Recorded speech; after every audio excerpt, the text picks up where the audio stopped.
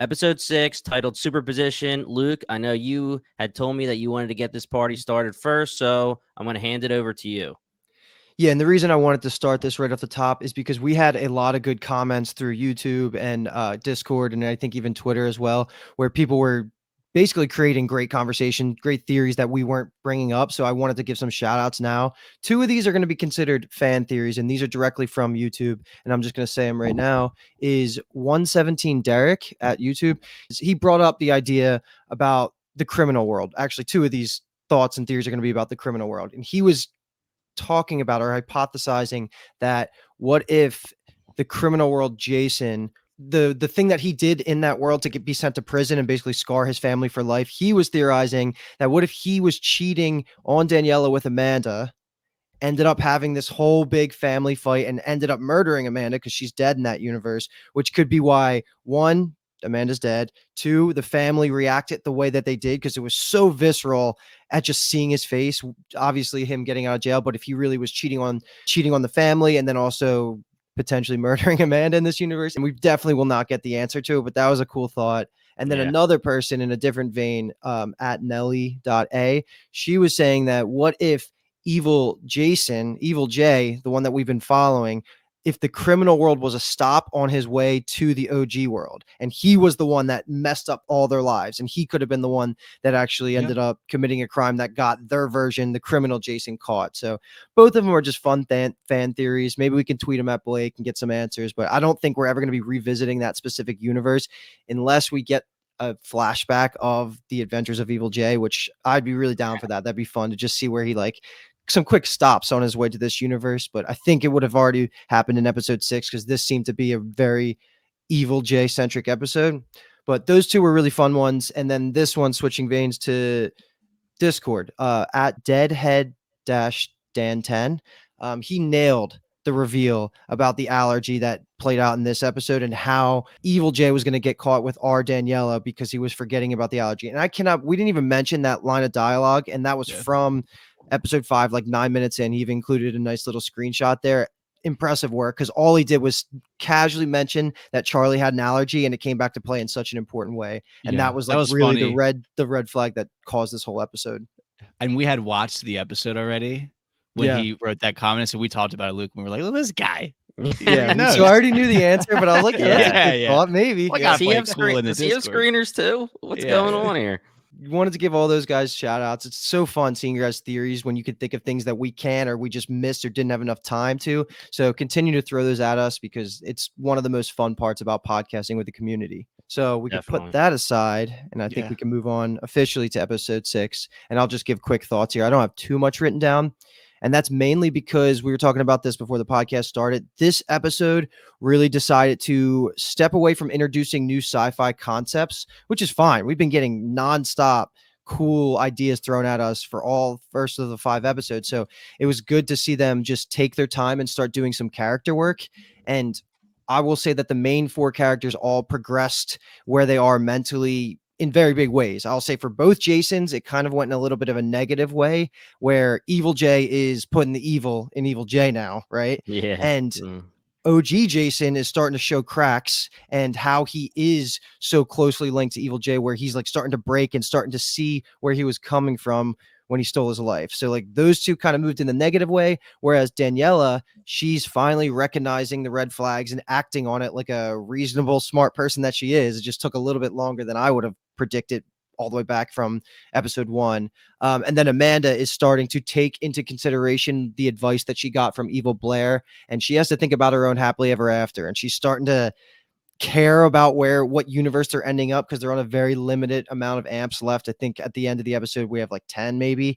So she's starting to play her long game, and while it's bad from an audience perspective, it's probably good for her character that she's moving that way. So yeah, I would say it's good for the girls, bad for the guys, but overall great episode. I don't think it was better than episode 5 or 4 or 5. I think they're still tier 1, but this is probably the top of tier 2 along with the other episodes. No bad episodes yet, and I think it's next episode is going to be wild when they find out that the whole block is encased. Yeah, I don't know. I didn't really think about a comparison to episodes 4 and 5, but I just really like this episode.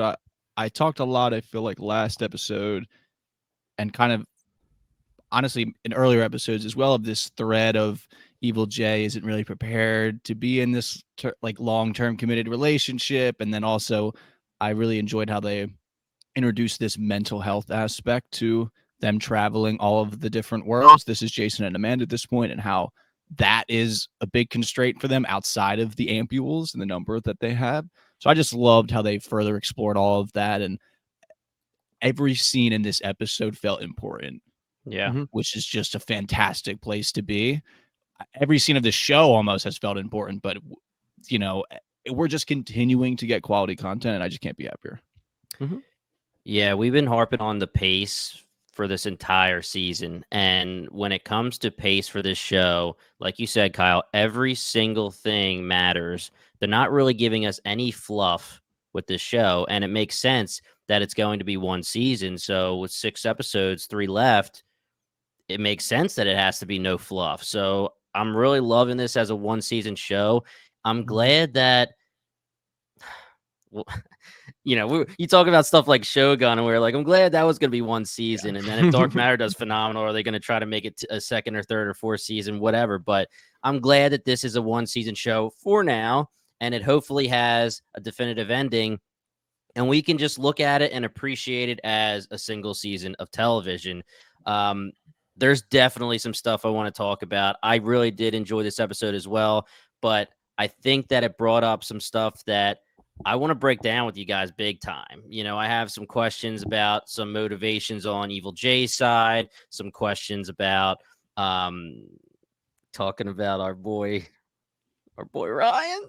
Yeah, we'll get there. We'll get there. Yeah, we'll be talking about all that kind of stuff. So yeah, there's some good stuff to talk about. So let's get this started, man. All right. So I assume you've probably been following us if you're still listening to us, but if you are new, we just break things down by the worlds. So we're going to start here with Jason and Amanda. We'll run through all of their scenes and their journeys, and we kind of talk about things in buckets of scenes. So this first one is kind of just like traveling montage type of deal. And I think this also will include the, let's call it like the dance world, where they actually stay and have a little bit of a moment at night. So just to cover like the initial traveling montage, because I'm sure we really want to talk about the dancing part stuff. They just go to a bunch of different places. He's using the village tap as kind of his landmark to travel with. I remember when I called out that sign in episode 1. You Didn't put that past me, you bastards. So, you know, we get a bad sign, and there's a bagel place, and then their door is red, and there's a dog, and then there's no remembrance tree. So I just only want to call this out because he specifically says this is worse than all those crazy worlds. And we talked about that last episode of how it's so much more emotionally damaging and draining doing it like this than it is just getting dumped in the middle of the ocean. So then they kind of decide to recover a little bit. So they're staying out in a hotel. They go to dinner. They do a little dancing. They do a little boozing. Probably a lot of boozing. They do a little cuddling. So there's a lot I would say here to talk about. So I'm just curious of your takes on this. He's just an emotional cheater, and I just didn't think he had it in him.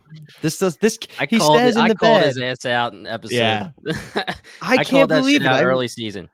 I did not think we were going to hit this path for their relationship, but the more you think about it, like you see them run through from 30 to 10 amps in this 5-minute montage. They're getting to the point where like, yo, we might just need to be together forever. We're the only ones from not this universe. There's no way they're going to even be able to explain it, because they're not going to be able to recreate Lavender Fairy unless they get lucky with a Rhine of that universe. So they might only have each other. And I guess I'm starting to see why the path is laid like this. It's just so upsetting because I want a happy ending, and I think we're still going to get a happy ending. I just don't know. I think now the path forward is get OG Jason back to the universe that he's from, kill Evil Jay. That's fine. And have Amanda go to a different happy universe. I don't think they can really coexist after we're this deep into them messing with their psyche, them messing with their relationship. Like, how is Amanda going to move on and be happy if she's living in a world where she spent her whole multiverse jumping ability just getting him home? So it's either she's going to separate at some point, or they're not getting home and we're not getting a happy ending. And I'm almost positive we're getting a happy ending. So it feels weird because I'm not rooting for it at all. So there's definitely a few things just in this that I want to talk about. So the number one thing is I actually think that this episode was the end of them maybe being a thing. Okay. You know, him saying, I want you to stay in the bed, but I need you to go to the other bed. I think that was the end of it. I hope so. Which it's funny, he's an emotional cheater. He snugged her up, man. Snugged her up. She turned around. She was looking for it. And we joked about it with it being Daniela. Is it cheating? Well, that was definitely cheating if it was gonna go any further, and it was already getting a little dangerous, right? So I think honestly that was the end for their chances. You know, maybe they'll tease it a little bit more here and there. I would say from now on, it's going to be known on her side of things that she doesn't need to push it anymore. And because do you think that she was low key like trying? I think so. I mean, she's the one who was like, if you want me to go to the other bed, I feel like that was mostly flirting, not like, hey, I'll do this for you. They got in bed together. Yes. Let me follow that question up very quickly because Jimmy, you've been harping on the point, maybe not harping, but just kind of saying that Amanda's mental state has to have some impact on the worlds that they're going to. Because you mentioned calling out with Layton, and when OG Layton and Evil J, he's teaching him and he's saying, how can he trust OG Layton to just travel like that? And so I mean, maybe Amanda's subconscious as well is kind of like is pointing them towards worlds where maybe it would be better off if the two of them just got together. Yeah. So that's interesting. Yeah. Deep down, maybe she doesn't want him to find Daniela, so she's screwing it up. Yeah. Well, that's definitely going to be a thing. And I can't believe it hasn't been more obvious of what part of her subconscious is guiding us, but they made it a point. I had to freeze frame so many times to see what Amanda was writing at the end of this episode, because that is her version of trying to guide them to whatever universe she wants to. Right. I'll bring that up at some point, but the more I think about what she was writing in that notebook, the more I kind of agree with you, Jimmy. I think the moment has passed. Hopefully, I just really didn't think it was going to get to that point. Like, it got so close. I thought like the hand on the back in the bed was going to be like, oh my God, I just thought it was Daniela. Yes. But it was like, let's freaking do this thing for a second. I was like, what am I watching right now? But it worked out kind of. He did the like, oh, I'm asleep and accidentally snugs her up. And then I agree with you, Luke. I thought he was going to go, oh, shit, and pull away when he kind of fully woke up. But then he grabs her shoulder, gives her a nice little rub, says, I had a great night. She's stroking his pinky. Like, dude, it's like, you know. So quickly, though, moving to the next thing I wanted to bring up. We're talking about the montage of them jumping. And Kyle, you kind of already gave me an answer, and I really like it. The fact that, you know, they're jumping, but every jump is taking a major toll on them emotionally, psychologically, whatever it is. My thoughts during this scene were like, okay, you run somewhere, you see that the door is red and it's the wrong color, and you run back before the drug is wearing off, and then you go to the next one, and then you go to the next one, and next one, because you don't have that many left. You have 10 left. That's 5, right? So one for each. Now, again, now that you brought up the fact that it's going to kill you if you do it that much. I would say that. And how long do you think it takes them to get from the box to Village Tap or the box to? Yeah, I don't know. House? Yeah. They don't have a car. So I don't know, but I was thinking about that. So those are the two things that I'm cool with. The last thing is, do we think there's going to be a happy ending? I'm not sure, but maybe if we're going to frame a happy ending where, you know, they get each other home, meaning Jason gets home to his world, Evil J is gone somehow, whether he's killed or whatever, and then they have to figure out how to deal with Amanda or what to do with Amanda. Not deal with her, but yeah, you sound like Evil J, bro. Yeah, how are we gonna deal with this chick? So this episode kind of showed us maybe what they could do, you know, with Evil J going into the box and saying, I want to go to a world that my friend would love. Maybe OG Jason's ending with Amanda could be, I want to find a world where Amanda fits and she's happy and blah, blah, blah, blah, blah. And you open the door and she walks through. Just now a bunch of White Castles. She's like, I have infinite job opportunities now. So I'm sorry. Yeah. Just the moment in bed is, I think, let's call it the emotional headline of these scenes. But I did honestly enjoy the conversations that they were having leading up to it, where they're talking about like, what are the actual things that make you, outside of your career, your, let's say, hobbies? Like, what are the actual core components of you as an individual? And then just her line when they're having the conversation in bed, when she says, "I feel like my world is vanishing," he replies with, "Do you think you could ever imagine forgetting the actual world that you've lived in your whole life?"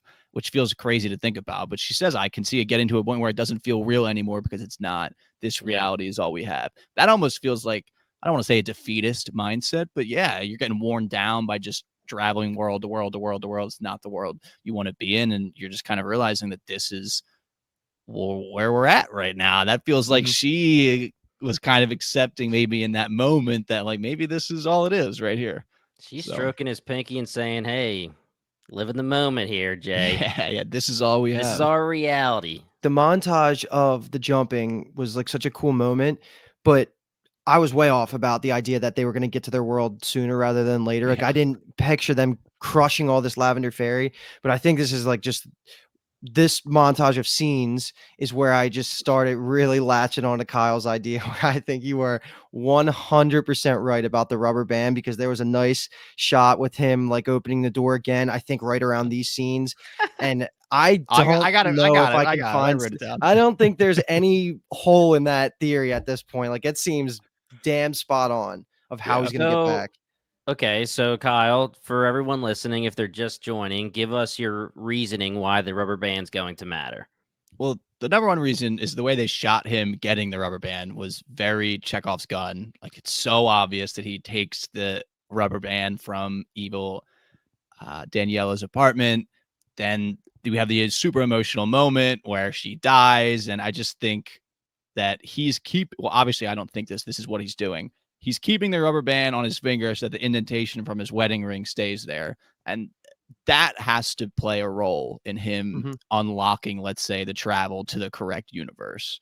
I don't know how exactly they'll explain it, where like he's been writing everything about her and things like that. But maybe it'll be the realization where Jason, we talked about this before in the earlier episodes, he had this rose-colored glasses view of him and Daniela's marriage, where he thought everything was kind of cool. They fought through their early struggles, and now they're just content in life. We saw Daniela in the early episodes was not very content with life. So I just think the market's going to leave. The fact that it's there is going to just bring all of these thoughts of their marriage out of him, and that's going to be what it takes to get them to the world. Yeah. I can see like now, and it's dude, this is my idea.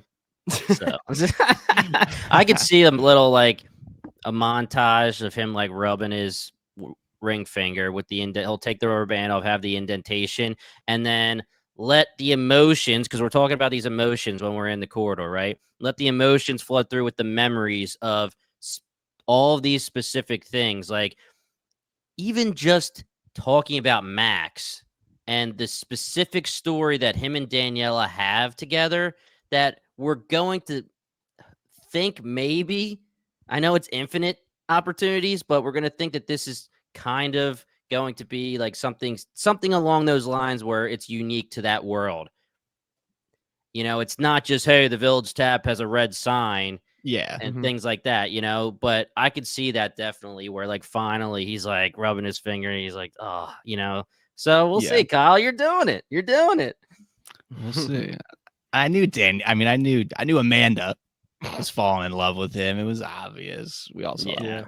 All right. So next world I have is the Hangover world. This is like classic morning after. They're kind of sobered up and like, wow, that moan in bed was a little weird last night. So it literally opens up with Amanda going, I need a day to myself. So they separate. They make a plan to meet up loosely tonight. And then we get, I almost called him Jay. Jason meets blonde, aka the hottest Daniela in the show so far. I like evil Daniela the best, to be honest. I might agree, and I'm a blonde guy. Like, I like evil Daniela. I'm a brunette guy, so maybe I just flag planted for myself there instead of for the podcast. And then Amanda has her own little journey.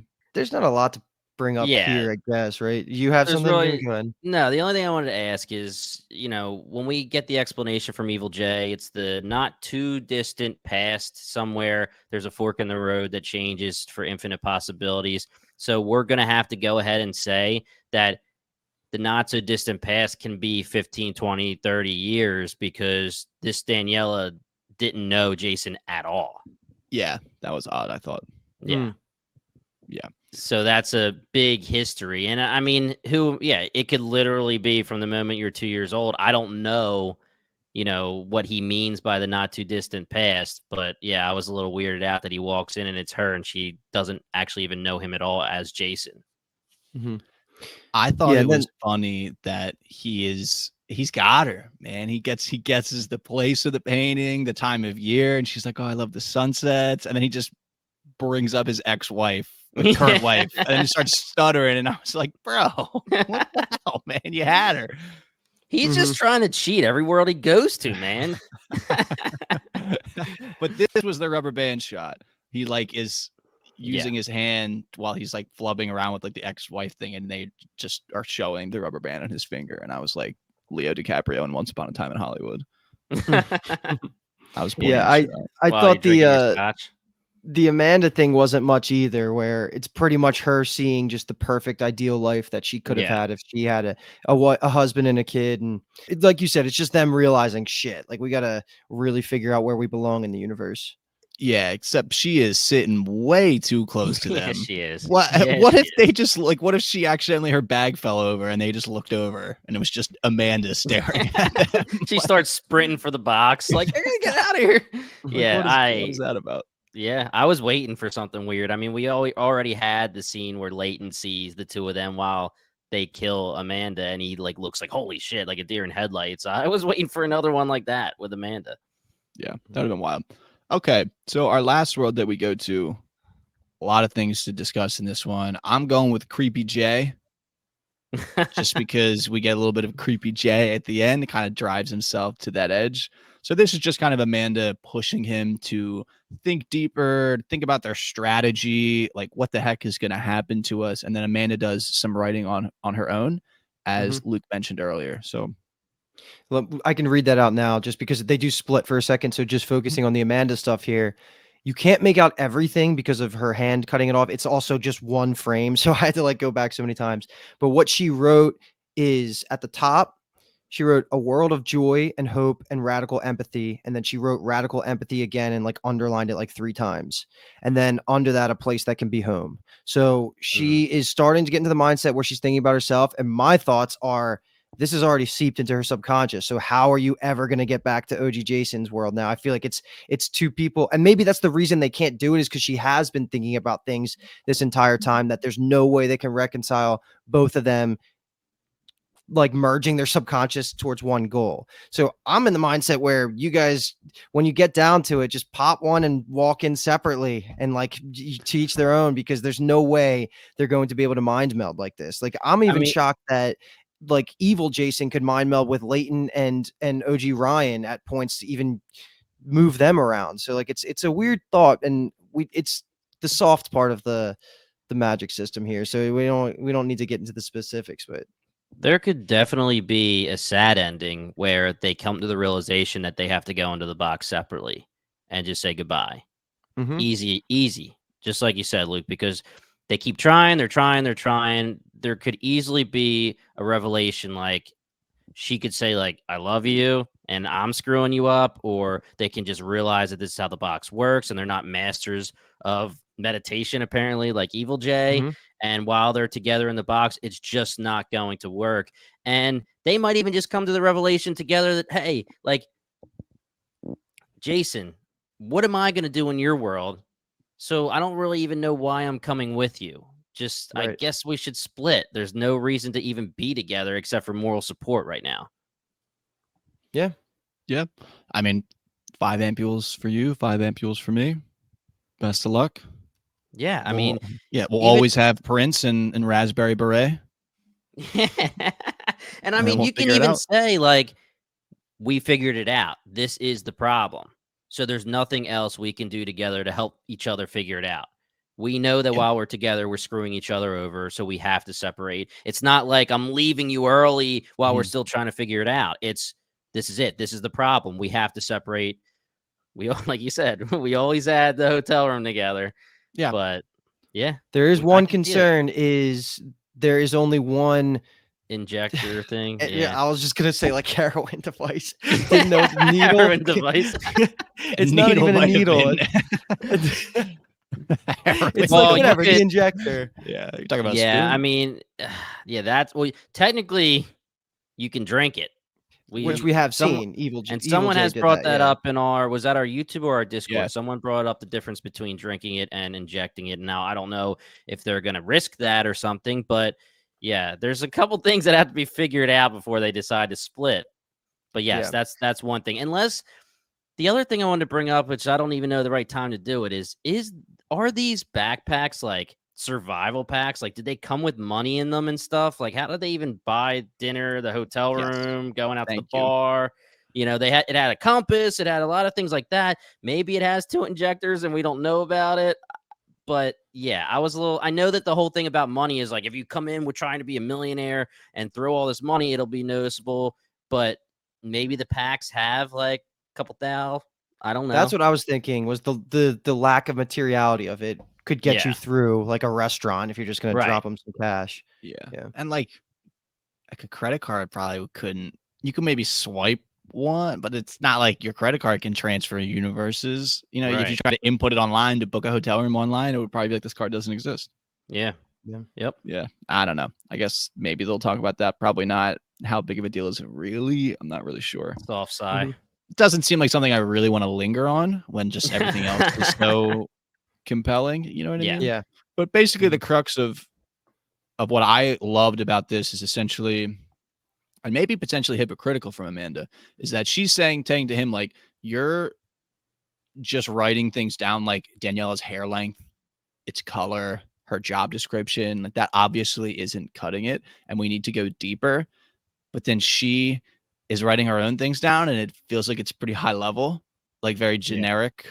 And while she's not really searching for a specific person or world, she's searching for kind of a description of a world.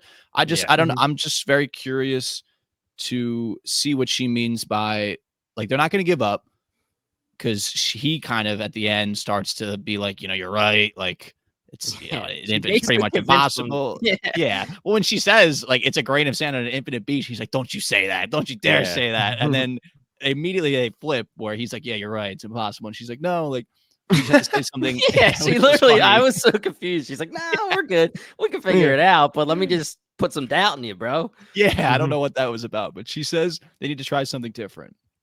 I'm just very curious of what something different will mean. I think I've mentioned it before, and we've kind of mentioned it a little bit of them taking this beat and maybe being more introspective. I mean, she is literally a psychologist, and not to do like a shitty segue, because we're not going to get to the Evil J stuff yet, but like, why are they not sitting down? She's asking him, like, to describe more about him and Daniela's relationship, or, you know, let's talk more about things like Max and all that type of stuff, and maybe your life, your mother, like, how did it go down in your world? You know, what do you feel about your job? Like, all this type of stuff to drum up these subconscious emotions.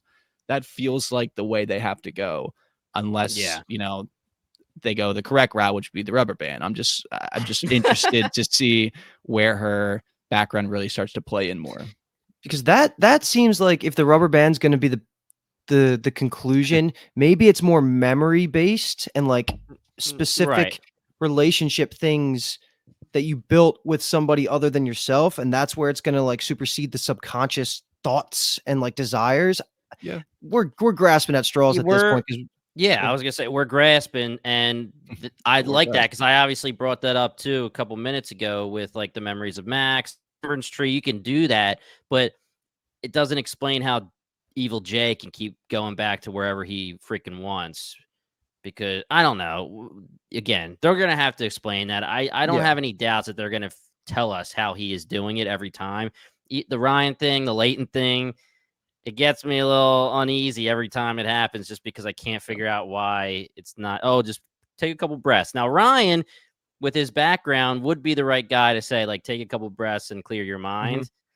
But the Leighton thing, like, this guy, whatever. Yeah, the trust fund baby Leighton wouldn't be able to control himself, I don't think. Yeah, but we always do this, and it's like Monday morning quarterbacking and stuff, and, you know, we're just watching this TV show. We're not in the middle of this travel montage like they are, where it's like psychologically damaging, where the wife's dying, she has a disease, all this kind of stuff. But I mean, they kind of figured it out enough where I feel like if I was Amanda, I would be like, come on, dude, like more so. Come on, Yeah. dude. You're going with hair length. You're going with freaking like the sign of the bar you go to. Like what? Yeah. What is that? like hair length on Daniela. You walk into a world, she's got freaking blonde hair. You must have been doing something wrong. But Yeah. I mean, either way, like you can't think to say like the remembrance tree or something. Like Well, they did try that, right? Towards No, the he end. just said no, No, that he was just him saying mentions- it's not there. Yeah. Yeah. Yeah. He was like, "This isn't my house. It's not there." I just don't get why he's being so like surface level about it. Where is it just for the show to linger it a little bit, or is it because they're in the midst of it, and it's just overwhelming, and he's just trying to do what he can do. Yeah. Like you said, Kyle, they need to sit down, and they already tried to do it once, but they got to sit down again and hash it out a little bit better because they can do better than hair length and all that kind of stuff. Yeah. Yeah. I mean, they have to. They don't really have a choice unless they, Right. I guess, want to run off, quote unquote, run off together. 5 more jumps. That's all they get. Yeah. Yeah. So just to wrap up some things here that I just thought were interesting / funny. I like how she calls the cops and gives them Jason's name. Like they couldn't potentially find the wrong Jason. Just thought that was kind of funny because it's like, yeah, Jason from the other universe. Yeah, we got him. The next one is I really enjoyed the scene where they have Jason talking like how he watched the Jason from this universe and Daniela go on dates. He literally went to the movie theater and sat behind them at the movie, which is insane. And he's saying, I am realizing now how your Jason did this and took my life. And he literally says the quote, I'm having some fucking crazy thoughts right now, which I just thought was good that we're getting that perspective. I'm not saying it's not like sympathetic to Evil Jay, but we're getting this. He rationalizes things. Exactly. And is Jason turning into an Evil Jay? Will he eventually become an Evil Jay himself, or he's just so fed up that he just wants a Daniela versus his Daniela type of deal? And then I like, just to wrap up finally, I just like Amanda's quote where she's talking to him and says, like, you saw your wife die twice, all this type of stuff. Like our brains aren't built for that. How much more can you take type of deal? Yeah. So yeah. I mean, it keeps going back to even the conversation where they're trying to distinguish the two Jasons, right? I have a problem with my temper too. And then she's like, yeah, but you control it a lot better. Like things like that. Down to the core, he's still Jason. And what's going to change? Can things change throughout these trips that could make him more of an evil Jason, evil Jay, where I don't know if it's necessarily like I'll just take any Danielle, but the lengths he'll go to make sure. Like, is there going to be a scenario where they're almost going to be out and there's 2 left, and he's like, should I take one of Amanda's and have 2 for me because I need to get back to my world? That would be evil Jay coming out. But I mean, who knows? I mean, it'll be the thoughts that run through their head. I don't know how they could show it to me. I still don't think he'll go there. I just think that it's interesting to know that all these Jasons exist. We have a guy that we're calling Evil Jay, and it's still Jason. I want this on the board now, though, that I know that there's no way they're going to subvert expectations and make this a not. Well, I can't say I know, but I don't think that he will truly transform into somebody that's going to steal somebody else's life. But if he does, I'm going to say he's the lesser evil because at least Evil Jay had a way back to his universe and knew how to do it. Like this would be if our Jason turns evil, it's because he was kind of forced into it of having no way to jump around the universe in a controlled way. So he could become slightly lesser Evil Jay is how I just wanted to tack that on there, where he's not going to be truly as dark as the original because the original has a choice to do this. Whereas he might not. I don't know if I could see a satisfying ending where like Evil Jay gets to stay and OG Jason turns evil. And no, it won't happen. No, it won't happen. It'll be Daniela. OG Daniela kills Evil Jay, and their story ends in heartbreak. And then Evil Jason turns into Evil Jay, and then season 2 is another Jason is trying to survive our new Evil Jay. So when Daniela kills Evil Jay, does she know that it's another Jason, or does she think it's her Jay that went bad? Mm-hmm. Oh, she knows. She finds out. She knows it's another one. Well, fine, dude. All right. Well, what about this ending? What if OG Jason makes it back, and then we get into some sort of tussle, and like one dies, and then it's like this closing You don't shot is know. like, Yeah.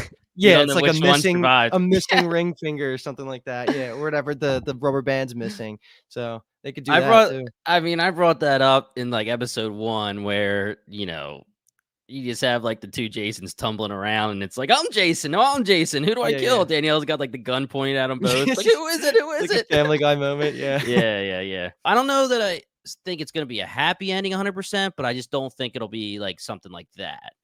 I think No, it it's gonna could be be like a happy. bittersweet, Flag plant but happy. yeah. Okay. Maybe not for Amanda though. Yeah. It's up in the air. Yeah. I could see, like I said, Amanda just being an open-ended, like she goes to her world and we never know if it's a good ending for her. Yeah. So now we'll transition into the Evil Jay storyline. Nice smooth transition there, right, Jay? And now you're Jay too. I'm Jay. Yet to be seen if you're evil. You're just Jay at this point. So we get I'm kind evil. of a montage of scenes here too. So we have Daniela is painting. He shows her the bank account. Charlie goes to the park. Jay hands off the ampules to Leighton, and then we get the bombshell moment of him being the biggest idiot on the planet and giving Charlie the ice cream. So I would say everything up until like Daniela notices the marks on his arm. Just a bunch of scenes here, but they kind of all play together. So I'll just start with just talking about how he treated this whole art transition that she was going to kind of start going through. Like she saw the money, she's starting to think that there's a real possibility that she can actually just follow her passion. And I saw the path for it to still work out, for him to talk his way through it. If he didn't do the peanut butter mess up, the peanuts and the ice cream mess up, and he didn't jump the gun with just being so overly aggressive and forward about her art, there was still a path. But this was definitely, on my second rewatch, the seed planting moments of this is all collapsing, and finally Daniela is going to wake up. And we've been calling for that for multiple episodes, but the sad news is that this is eventually going to loop in my boy Ryan, but I'll leave that for later. But yeah, I mean, this was like the last moment of Daniela's happiness, because she looked genuinely like pleasant, like doing the painting. You could see it was like brightening her up, and all downhill from here, baby girl.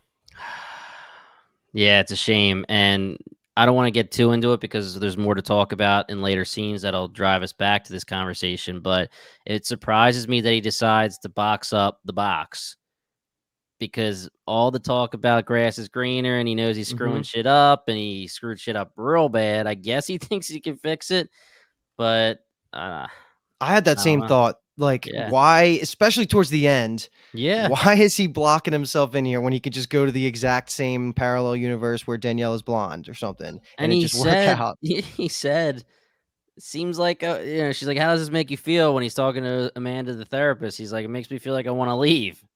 I was so surprised that he went through with blocking it up. my take would be that it's not very permanent from the outside. That's true. I mean, you can just smash open the it, concrete if you really wanted to, but Yeah. Well, he got Leighton's guy who got him out of Yeah. a jam, which His I thought was fixer. interesting. I was like, this Leighton definitely accidentally killed someone at like a party drunk and just Oh, buried him yeah. in concrete somewhere. with This Yeah. guy, Anthony. That's what I took out of that. It's a was getting, like, concrete guy. Breaking Bad vibes of building the whole thing under the laundromat that Gus does. That's like, Yeah. making those. But I just want to transition over to the Charlie stuff, because this is a question I've been having. Is there going to be any payoff with him and Brooke, or is that just the backdrop to give him something to do in between scenes? Because maybe like if this was the payoff to get to the moment where he was sad, and then the dad was Evil Jay was going to absentmindedly give him the peanuts. Like, is there going to be any payoff with that? The whole love triangle high school drama? I don't I think just don't so. know. Yeah, I just have no idea. I think it's something for him to do, something for him and Evil Jay to have weird moments about. It started off where he was giving the opposite advice that his dad, actual Jason, was giving. I thought that he was going to get mad at Evil Jay when Evil Jay made the joke, after the whole thing happens and we see that she went with the other guy. Charlie's sitting there like all mopey. And he's like, well, what are you all mopey for? We're hanging with your girl. And he's like, I was waiting for him to blow up and be like, what do you mean? It's not working. But, like that kind of shit. But I I don't see it. Like, I was like waiting for him to show up with his skateboard when he gets dropped off and act like he doesn't care about her and take the advice of his dad. Like, you could see it from afar that he's taking the advice, but it's just I don't know. I think it just might be to give him a storyline while everything else is happening. Right. She might not be involved in the story at all anymore, but you're right. Yeah. Yeah. Yeah, I just think it's giving him that almost foil, or us, maybe even that way to compare the way that Evil Jay deals with it versus how Jason dealt with it early on. I'm just so curious when Charlie's going to speak up in more detail to Daniela about like when, because the allergy, forgetting the allergy is one thing. She even says how much thinking has to happen for you to remember an allergy. But the fact that he has no idea that he has an EpiPen, doesn't know where it is, doesn't know how to use it, like those are even more, like, obviously Daniela's suspicious and she's not getting any less suspicious, but that I want them to have a conversation, a more detailed conversation, because I want Charlie on our team, because we lost Ryan. We tried with Ryan. We need we need big dog Charlie. We need the slick back hair Charlie to show up. If he shows up episode 7, just walks out of the shower, slick back hair, we're like, we know shit's about to go down. Yeah. I hope it's just Evil Jay just being arrogant when he says to therapist Amanda, like, oh, I'll make it up to Charlie and it'll be fine. But Daniela's pissed. I hope that we get the scene where Charlie's like, dude, you forgot the remembrance tree. You forgot that whole day. You didn't know I had an EpiPen. You couldn't find it. You didn't know where to jab me. You freaked out in the middle of it. I had to take care of myself. You're supposed to be my dad. Something like that. You know, I could see that. Slick the hair back and throw it at him, man. That was good writing there, Jimmy. That was good. You might write the next scene. Let's go. All right. And then I mentioned it before, but just to mention it again, as he wraps up the scene, she's noticing the marks on his arms. He's obviously flustered and that he's not keeping them covered. He knows he's there. They're there, rather. He was wearing the sweater. They're on full display here. So she sees them, clocks it, as we like to say. I just want to say that she tells Blair that they're banging a lot. You're jumping ahead a lot, my friend, but that's okay. But I just want to say that really quick, because the point about the track marks, she should be able to see them more often. They look pretty damn prominent. That's a good point. That's a good point. And he does say he's done it over 100 times, which I can't even imagine what your arms would look like after that. Because especially because we brought this up, like, you can drink it sometimes. Like, why not use that method? Freaks me out. Just like, and you joking early in the episode, the pod episode, you know, the Adventures of Evil Jay. I mean, 100 times using the ampules. Like, there's some adventures in there. Yeah, that is a lot. That's a lot. Let's talk about Leighton, though, just because I know you mentioned it and there's not much to talk about there. Is there anything else to bring up? Like, that's probably it for him, right? He just has his, you can say happy ending, but he probably went in there by himself and walked into like a tsunami world and died. And like, that's it probably. And that's Evil Jay. And we're going to talk about Ryan, but that's Evil Jay. I won't jump ahead like I've been doing. When it comes to Leighton, Evil Jay thinks he's getting his money. Right? Leighton's giving him his money. He's winning. And Leighton's winning because he gets what he wants, apparently. But Evil Jay gets a double win because this person who he told the truth to gave him his money and he's out. Yeah. He's gone. He could die. He could never come back because he's boxing up the box. This guy that he trained, he could train him as good as he wants. I doubt he's going to be able to come back if he wants to, right? So Evil Jay is like, I'm getting rid of this guy, but for the millionth time, I'm rationalizing it so that I'm not too evil. In my own mind. Yeah. My only comment is that I don't think Leighton's prepared to actually travel. That outfit was wild. There's no way he brought enough socks. There's no way he brought enough underwear. There's no way he brought enough food and water. I think it's just absolutely screwed. Luke, you wanted a training montage and we didn't get it. Yeah. It happened in the background though. Yeah, it did. Yeah. That's true. Just a cool idea. Yeah. Next small scene is just the flossing scene. Only single this out because I just thought it was funny that he's trying to get all sexy with her while she's working. Yeah. And then she like says she's busy. And his move, like being rubbing her leg and going, so busy. It's just like, what? Super busy. Yeah. Just strikes out so hard. I just thought that was funny. And I especially like the quote. It's not a problem. It's just a curiosity. Yeah. Which leads to a good conversation later where we find out all the curiosities. I can transition us into the next part. It's because this is the parallel scenes where we're already talking about it, so maybe there's nothing to even really break down. But just him going to Amanda, that was supposed to be a little bit of a reveal that he sought out his other universe girlfriend, knowing that she was probably going to be like a psychiatrist, therapist, whatever she is in this universe, and tries to get relationship advice from her. And at the same time, Danielle is having this conversation with Blair, and that answers my question from last podcast when I said, "Is Blair just done with the story?" But clearly, she was actually a good ear to just bounce ideas off of. In the beginning, she wasn't, because she was just like, "Yeah, just go home and hook up with he's your a hot, clean, rich husband." guy. Yeah. She But was she gives good right. advice at the Daniela end. does, Daniela does bury the lead completely. She does. Yeah, she likes the tea, man. Blair's sitting there like eating all this up, and she's like, "Give me more." And then she's like, "He's fucking doing heroin? Like, what the hell?" You're telling me about his keys and his flossing and shit, and now you're gonna tell me about heroin? So that was a very reasonable, rational reaction from her and advice given her. She's like, take the TV show route, follow his ass, don't confront him. I just really like the part where Amanda is talking to Jason about expectations, when he's saying it was somewhat satisfying as a viewer to have him say, like, maybe this isn't everything I thought it was going to be. Like, I built it up type of stuff. I just really liked the line, "Life is still just life."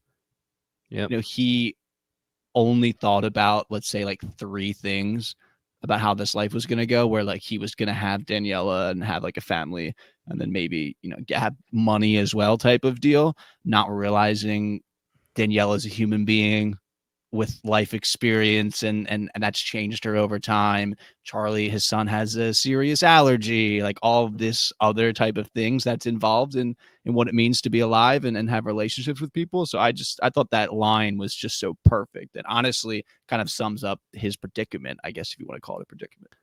And then just his line at the end, he's such a cheeky bastard, where she said, "How do you hear about me?" And he says, "An ex-girlfriend." I was like, dude, this guy is fucking relentless. He's crazy. He is crazy. All right. And then he acts on the advice right away from the therapist, right? So this I just have is like the great date. So they go on the date. It ends literally horribly. It could not have gone worse. And then she ends up following him to the storage unit. And then she goes to Ryan. So all of those things. Yeah. And Amanda warned him. Therapist Amanda warned him. She's like, my partner and me have different ideas of what love and gestures are. Are you sure this is what she wants? And he's like, again, this is what I think she will want, or this is what I want her to want. Yeah. And he makes the big mistake. And that's just been his core issue this entire time, is having no sense of just what Daniela is, her own personal desires and stuff. So I initially was thinking that her reaction was a little overblown, but as she started talking about, I haven't painted in years, like, it's not finished, it's not yours to show, and then how awkward it is to really think about her place of employment and all of her networking that she's built up for years. They're kind of just forcing this on, because not that she's the boss, but she's one of the higher up people, so she's like up there. So it's like, your boss is asking you to put something up, you're gonna do it. That whole, and I started getting a little bit more into the mindset of what Danielle is reacting to, and it makes sense. And that was the trigger, because they fight. He drives her home, kicks her out, and just goes. And she's like, "All right, time to follow Plan Blair and just follow this guy and figure out what the hell is happening here." And that turned into some good TV for me. That moment, I was feeling the tension. You're hearing the noises, like, is he coming back to check the storage unit? That was just good, entertaining TV at that point. And I knew she was going to get something out of it. I'm just really upset that she took it the next scene directly to Ryan, because in my head the pacing was going so fast. I legitimately thought Ryan was done as soon as this got introduced. Luke, we have artists in our family, and we have older family members that were artists, and I lived with one that was taking a long break from art and came back, and I know from experience that they want to get back into it. It's emotional. It's something that they are putting their life into. They don't want to just do their first painting or whatever it is and just say, here it is, guys. It's very like a raw thing. And, that's something that Jason, Evil Jay, should know about his wife. This is something that she probably really was upset that she couldn't do for years and years and years, that she put it behind. So Evil J did the right thing by making that an option for her. But then to take her painting, her first painting, without telling her, and like Jennifer Connelly destroyed it. Like, this is my first painting. It's not even done. Like, all that kind of stuff. How I hate this black dress. Like, that was another big one. It's like she has all these little things. Like, he puts his keys on the counter instead of on the hook and all this stuff. But like, Jason knows that is a dress she hates, and it's funny. She looks at it weird when he puts it on the bed and that kind of stuff. It's just Jennifer Connelly really killed it in this scene. And I'm not an artist at all. My wife is. She'll be mad if I said she's an artist, but she is an artist to me. Yeah. And it's as emotional as you can get with that kind of stuff, right? He didn't like cheat on her. He didn't do something like that, but it was close. It's an emotional broke her trust. Emotional thing. Yeah, it's quite disrespectful. I like how she says, like, she's shocked in the sense, like, she does not understand how he could possibly think that this was a good idea. The Jason that she knows would absolutely never do this. Right. And so she is just like absolutely heartbroken. She's crestfallen. And especially because these groups of scenes rather start with, she wants to sit down and have a talk with him. Yeah. And he immediately blows it off. And it's like, we're going on a date type of deal. And then she is kind of giggling on the way there. So she seemed to kind of recover her mood a little bit. And then just absolute nosedive rather. And him saying the line, "Maybe you're just not the person I thought you were," was my jaw dropped watching this for the first time, because I was like, "Come on, man, what a terrible choice of words, bro! What the heck is that?" Yeah, and then when he says, "I just want you to be happy," her responding with, "You just want you to be happy." Yep, which is so true. That car ride alone would be enough for me to pull the plug on the cement plan. Like, we are not working through these problems. This is game over, new universe territory. That is what I was saying. I was so surprised that the episode ended with cementing the box up. I really thought that he was going to be at least majorly contemplating rolling out. Yeah. And the last thing I have here before we'll probably maybe skip the second therapy scene unless someone really wants to say something, is just her talking to Ryan. My one takeaway from this was that Ryan loves Jason so much. I've never seen, well, that's probably a lie, but he gives him the most benefit of the most doubt you could possibly give. He's like, well, maybe he has this secret illness that he's been dealing with and he doesn't want you to know. And she's like, shut up, Ryan. Like, he's doing drugs. Tell me what this is. She's like, he's doing drugs. He's like, nah.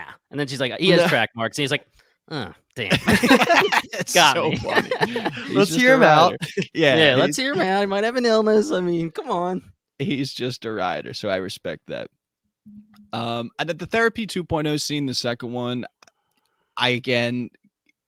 he is such a motherfucker when she says, well, what does it mean? Or however she phrases the question or the statement of, what does it mean when you say you want to leave, you want to go somewhere else? And he just describes the box travel word for word. She goes, oh, like, I like that metaphor. And he just kind of smiles smugly. I'm like, this guy's fucking relentless. Like I said earlier. Use it. That when he's rocking the turtleneck at that point too, right? Yeah. So cool. So that's like Archer. That's another one of those things where it really surprised me, because that whole conversation, it just seems like grass is always greener. Just like she said, you have commitment problems. Oh, I've been married for 15 years. She's like, you're not talking like someone who has been, which is basically what we've been saying this entire season. So the fact that it has to be arrogance, because something I wanted to talk to you guys about is what even makes this Daniela the Daniela for him. Yeah, infinite possibilities of Daniela's, right? He didn't know that he had another son that passed away. He doesn't know his son has an allergy. Like, there's obviously, it's not like he knows things and has a relationship specifically with this Daniela. There's no attachment to this Daniela. He just, for some reason, chose this world, and it has to be arrogance that he thinks that I can come into this world, pick this Daniela, and she's going to love me, and I'm going to win. Now that you say that, is it possible that he more so picked this Jason, where this is a Jason who's the physicist, whose life didn't really turn out that well, and maybe he feels like this was a good candidate for someone that would like to switch lives? So as long as a Daniela existed, and it's the and then it's Yeah. the world he would like as the Jason was the easier.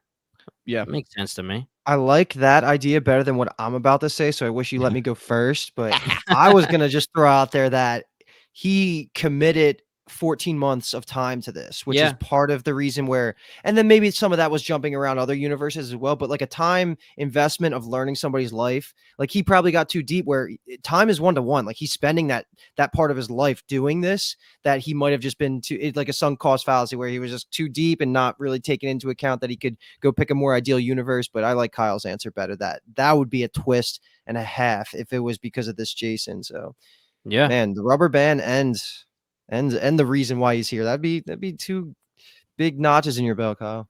We'll Yeah. see.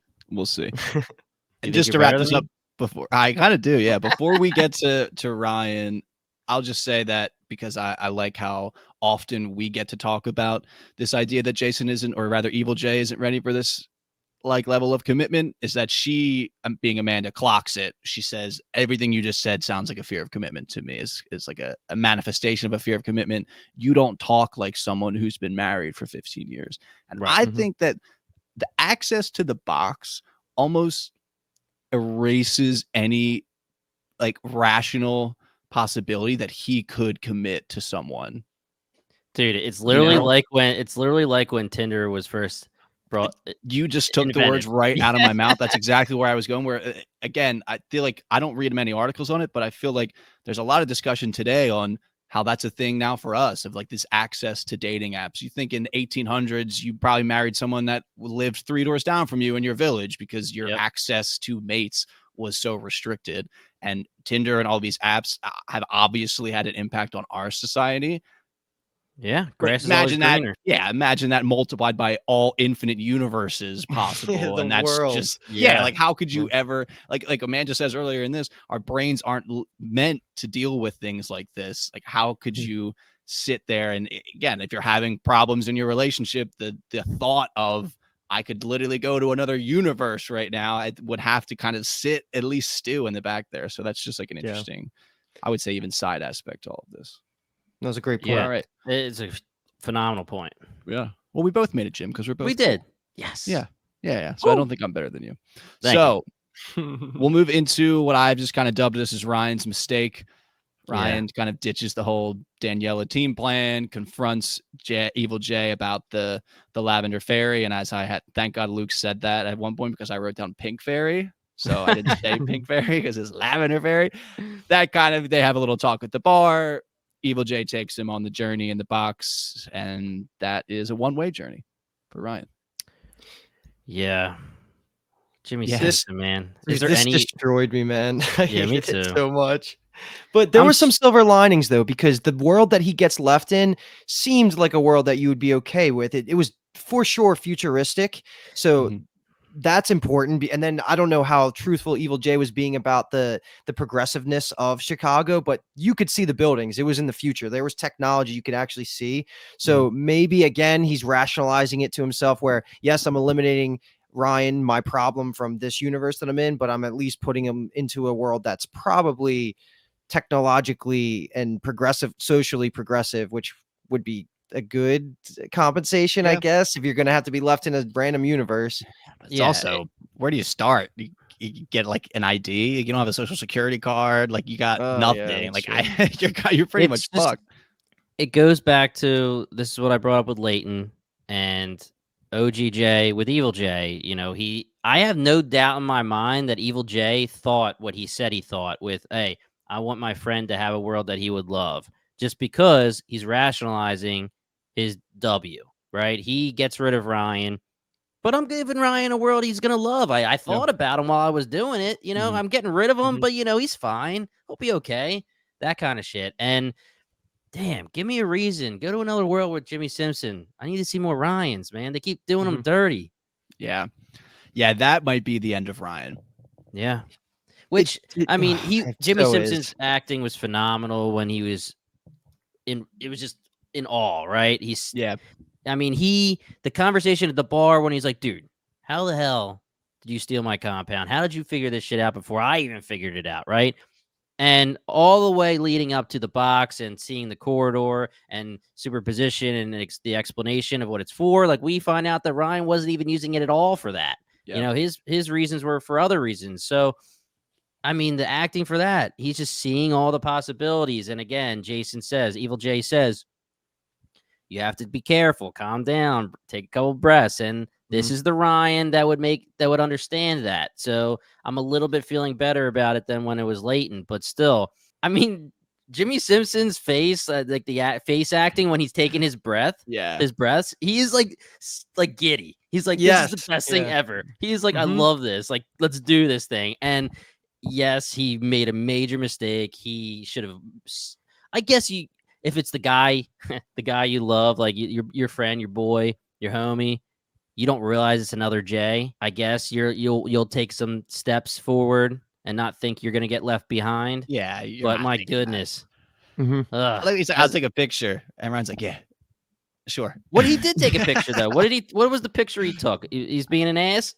I guess that. I mean, I guess he clicks down, and it's totally just so he has control over communication going forward. But I'm really happy you brought that up, Jimmy, because I've been gassing up Jimmy Simpson, and I just can't tell if I'm blinded by bias, which I am totally comfortable of living in that realm. But I really thought like the bar scene was so well acted, and just you can just feel the emotion coming out of him. And it's so freaking funny because I put on a random episode of Always Sunny on last night, and he's the McPoyle freaking weirdo brother. And it's just like, this guy has range, man. He has such good range, and he's such a good presence. He still might, I can't really justify a reason of how they can bring him back into the story without being like fan fiction at this point.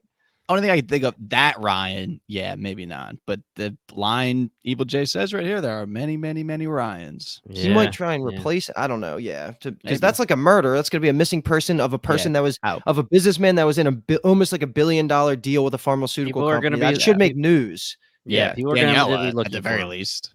Daniela, no. I mean, and that is perfect. That's pretty much the last thing. We already talked about him sealing up the box, but he now realizes Daniela is the one that gave Ryan the ampule. She's calling Ryan's phone, and he looks at it, and the realization is there that it's Daniela. Cue the music. Yeah. So last question here for you guys. We've been talking about Evil Jay seemingly maybe being jealous of Ryan and Daniela's relationship. The call, yes, it's a revelation that she was the one in contact with him and the one who gave him the ampule, right? Is there any thoughts that he's going to go like Raging Jay, jealous about maybe they were or thinking they would be doing something behind his back, like they were in a relationship? Do you think he's going to take it that way, or do you think he's literally just going to be like, okay, she sold me out, and just move on and move forward? I mean, either way. Yeah. What is moving forward, though? Well, I mean, I guess if the realization that she says to him, you're doing drugs, he could probably work with that. All he has to do is as long as she's not saying you're interdimensionally traveling and stole my real husband's life. I feel like he's technically in the clear of things. Well, that's what I'm saying. So if you're Evil Jay and he's not thinking that they're cheating and he hates Daniela now because they cheated and blah, blah, blah, and it's just the drug thing, he could take some notes from our boy Dexter. He talked Rita into being okay with him being on drugs, right? So he has an addiction to killing, not to drugs. But I mean, he can do the whole whatever he needs to do to get it through this, right? But again, like you said, Kyle, if Ryan had any kind of conversation with Daniela about like, I don't know how he did it, but he took my compound. I don't even know how. That still can't get you to interdimensional travel. So he's not done, obviously, but it's still. Yeah, I when you're Daniela and you're seeing all this crazy stuff happening, we're the watchers, we're the viewers, and we're saying, yes, it's another Jason. The worst she can think of is my husband's on heroin, right? Is there anything else that you can really, like, you don't think my husband was, like, stolen by aliens and replaced, or this is a clone of my husband, or this is another version. You're thinking, what the hell could this be? Yeah, that's why, and to jump off of your point you made last episode, Jimmy, with Jason's plan of just showing up potentially at the house. Yeah. And either killing Evil Jay or convincing somehow Daniela that he's the real Jason. I have no idea how the situation's going to be where Jason could just kind of come back and things are Jay chilling. I'm so endlessly curious to see how that is going to happen. I think this episode, again, we've had good pacing and things, every episode has led to important developments. This episode feels like it's like hanging a cinder block over the gas pedal. And because like there's no other way back from anything right now for Evil Jay, and that Daniela storyline is just, it's going to be pedal to the metal, I feel like. And the same exact thing with the Jason and Amanda one. They have 10 ampules left. They're talking about changing their strategy. Shit's just going to get crazy for the next 3 episodes. And it's funny you say that, because so much needs to happen in this next episode that takes place in the OG universe, because we need to get to a place where the box is reopened before we can really progress the other storyline too much. So that's going to be interesting how that happens, because if it's not Ryan helping Daniela, hopefully Charlie does, or somebody, because how are they getting that open unless Evil Jay makes the decision, I got to get out of this universe? That's the only way I could see it really happening at this point. Yeah, the last thing I wanted to talk about was Evil Jay has shown 2 people the box, right? Leighton and Ryan. And pretty much they were, Leighton, it wasn't necessarily to get rid of him, but it was to get paid and then get him out of there, right? Ryan was fully to get him out of there. Is there a world where he gets arrogant enough where he thinks he needs to tell Daniela about the box? I could see it. To avoid like her calling the cops, but I feel like she would do it anyway then if he was like abducting Ryan. Like, are you saying tell her about the box to explain where Ryan went? Tell her about the box to explain, like, maybe he doesn't want to say it's drugs, you know, maybe he wants to just be like, okay, here's the deal. This is what has been going on. I don't even know. Like, I could see him being arrogant enough to say it. I don't think there's any way back from it from her perspective, but he has shown that he has no idea what it's like to see things from her perspective. So I could see him getting to a point where he's like, this will work out. Yeah. That's a good point. Yeah. And again, with Leighton, and we said he admits that he's another Jason, he could tell her the deal and just be like, I'm me, but I created this box and this is what I've been doing in secret. But still, then she would be like, you're not you. You're different. What the hell's the deal? So I think it would be arrogance, and it would be the end of him if he told her about the box. So I don't know how soon, but if he tells her, he has to break it open. I don't know how it gets broken open another way than Evil Jay doing it, because what is Daniela really gonna like figure out what's going on and get the guy to break it open? No freaking way. And the final consideration might be, how many ampules does Evil Jay have? I mean, he only really, I guess, needs 1 maybe to get to a universe where he can get more, but that would be an interesting thing too. All right, guys, that was it. Episode 6, 3 episodes left. We're having a blast covering this show. Jump on the Discord, hit us up on Twitter, do whatever you got to do. We're appreciating everybody on YouTube, on Discord. We're loving talking to you guys. We had to shout out a few theories to start. Keep hitting us with the theories. Keep hitting us with whatever you want, and we'll keep shouting because it's just a blast to do. If you like what you heard, check us out at bingetowntv.com, or you could go to bingetowntv.com/podcast, and it will pop up with every single podcast app. You can pick your favorite podcast app and listen to us from there, subscribe from there. If you're watching on YouTube, we appreciate every single one of you. Just hit that subscribe and like button. And otherwise, hit us up. June, baby. June's here. We got the boys. We got Hot D. We got the bear. It's going to be wild. We got a lot going on, and we're covering it all. So, again, bingetowntv.com is where you can find everything. Hit that subscribe button. Go to our main feed. That's where you'll get everything, and you'll be caught up with us. Once again, we are Bingetown TV, and thank you so much for listening.